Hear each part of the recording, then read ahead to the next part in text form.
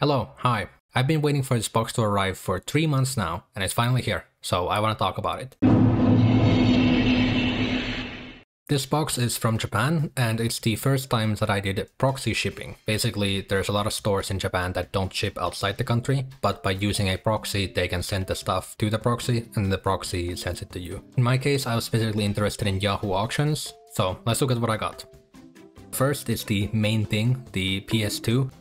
This is a Japanese PS2 Slim 70,000 model. It did not come with any controllers or memory cards, so I had to get those separately, and the condition is not fantastic, but it works fine, so I'm happy with it. It was also really cheap. I've been wanting to get a PS2 for a really long time because it has quite the library with the fact that you can play PS1 games as well. It's like, yeah, there's a lot of games there. Now, why I got a Japanese PS2 specifically is something that we're gonna return to a bit later. We're gonna skip over that detail for now. I'll talk about it once I'm done with the unboxing here. But yeah, all of this is pretty cool, it's pretty nice, but I can't really do a whole lot with it if I don't have any games. So here's the games that I got. Katamari Damacy. This game is cool. I think everyone knows that this game is cool. This is one of the 2 games that I've had the time to already play out of these, and I really enjoyed it. I really liked it. The music is of course fantastic. Everyone knows the Katamari Damacy OST. The controls were a bit weird early on, but once I got used to them, it was really fun. And the overall core gameplay loop, or what you basically do in the game, is really fun. It was a pretty short game, but there is a lot of replayability, so yeah, pretty cool. I enjoyed it.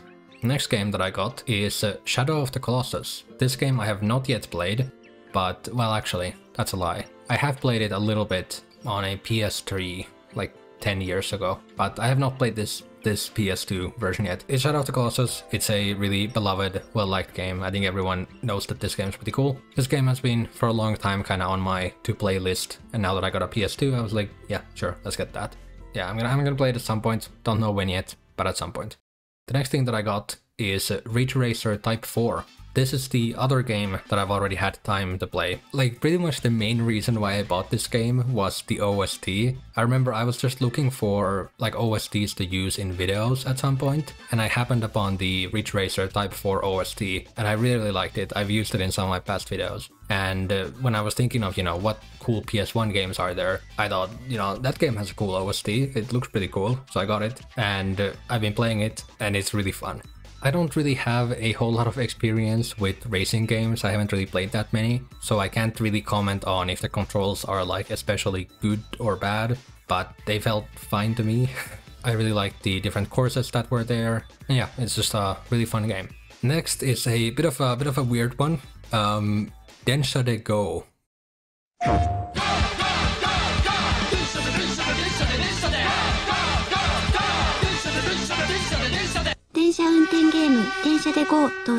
This is a train simulator game.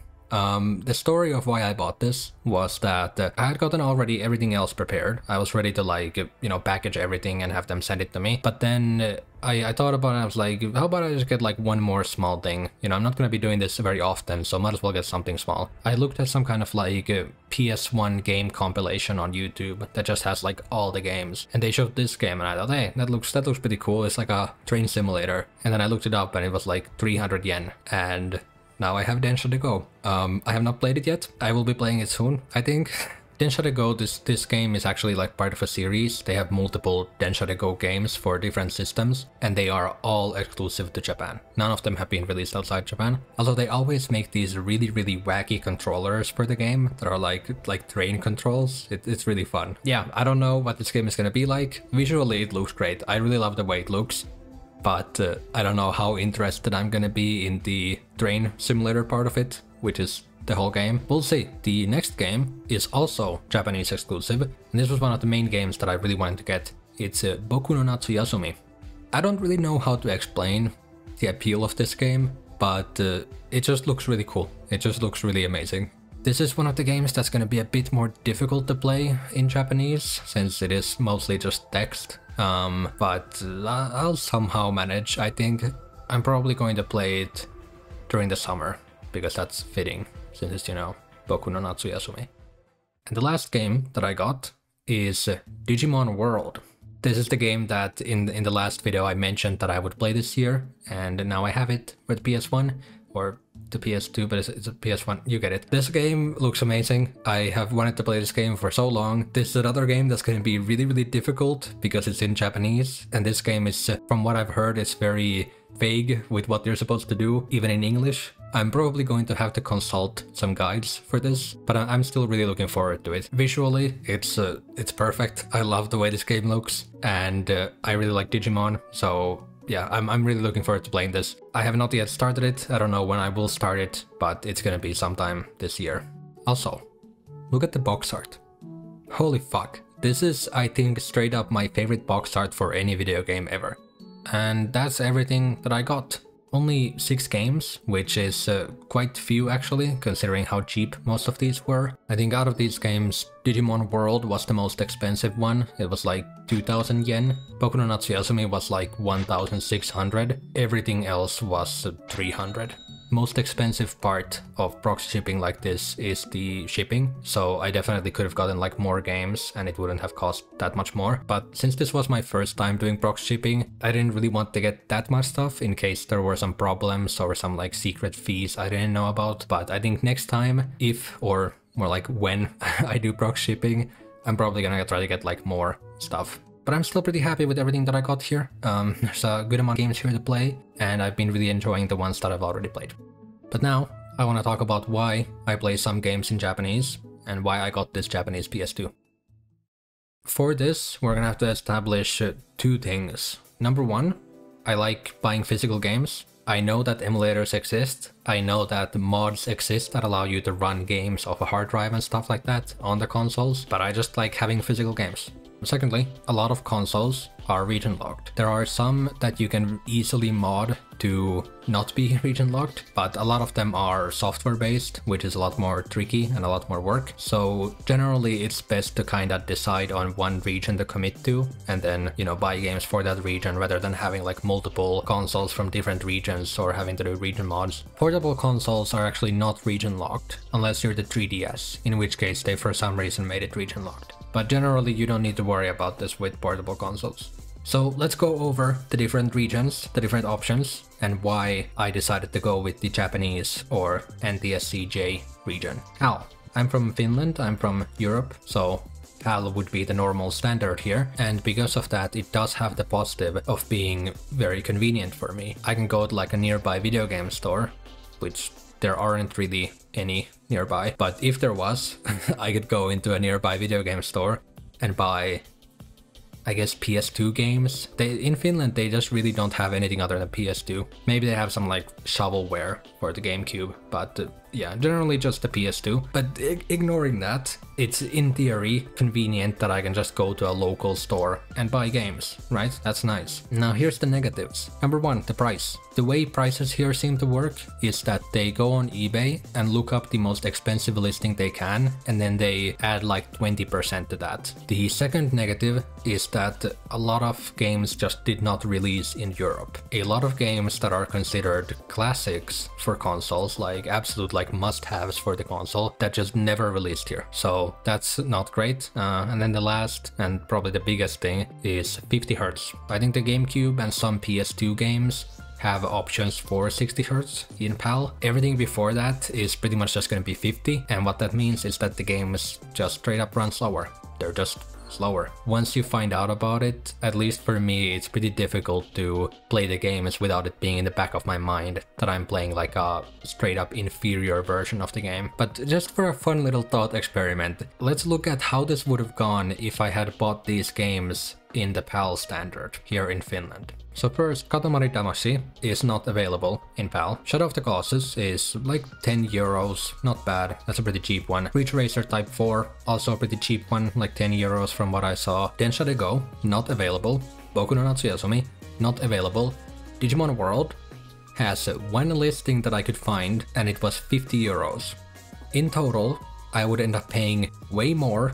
I would get only half the games, and they would be inferior 50Hz versions of the games. And with that, we can rule out the entire continent of Europe. Next is NTSC, so the standard that's used in the US, for example. This one has obviously the positive of games being 60Hz, so you are getting the proper versions of the game, but that's the only positive. The negatives are, of course, the fact that it's very inconvenient to buy games from the US. I would have to pay a lot of shipping, I would need to wait for the game to arrive, and I would need to pay customs taxes and stuff like that. It's just inconvenient. And the second negative is that it would also be very, very expensive. Similar prices to what you have here in Finland, except there would also be shipping cost and customs taxes. Not worth it.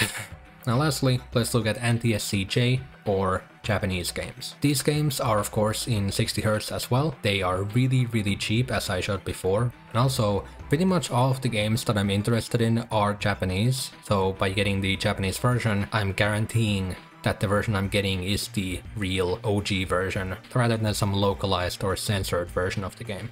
Now the problems are of course the same inconvenience of having to, ship it and having to pay customs taxes and wait for the games and stuff like that. In this case, I had to wait 3 months for these games to arrive because I picked the cheapest shipping option. And then of course the big one, the games are in Japanese. So that's gonna cause some difficulties with a lot of the games. But for me, I don't really see that as a negative because I'm learning Japanese. It's kinda in my best interest to play Japanese games. I'm still nowhere near good enough to be able to play really text-intensive games, but I can definitely deal with normal menus and some basic dialogue. So with games like Super Mario 64 that I played on stream, that game was perfectly fine. It has very little Japanese in it. Something like Ridge Racer Type 4 was perfectly fine. Pokemon games would otherwise be pretty difficult, but since I'm really familiar with them, I can play them perfectly fine. And the games that I do have trouble with, well, they're a nice opportunity to learn some Japanese. I don't really see this as a big negative, but obviously for people who aren't interested in learning the language, it's going to be a bit of a hurdle. But yeah, that's basically all of the different standards compared. I think for me, the NTSC-J or Japanese games is the best option for what I want to do. Now, regarding these games though, I'm probably not gonna play them on stream or on the channel or anything like that. I'm just gonna be playing them on my own time. And overall, in the future, if I play something on stream, then I'll go with an English version, because obviously not everyone is going to be interested in learning Japanese. But yeah, that's a small overview of why I play Japanese games and why I got this Japanese PS2. Buying all this stuff was pretty simple, it went pretty well. The shipping was really slow, but that's because I chose the cheapest shipping option. I think it might be worth going with like the second cheapest option rather than the surface shipping that I went with. And next time if I do this, I'm probably gonna, like I said, I'm gonna try to get more games at once, because it's gonna be cheaper to do it that way than to buy in like small batches like this. But yeah, that's been this video. Kind of a weird one, kind of different from what I usually do, but I was pretty excited about this stuff, so I wanted to make a small video talking about it. Hope you enjoyed it. I'll see you someday, maybe. Bye.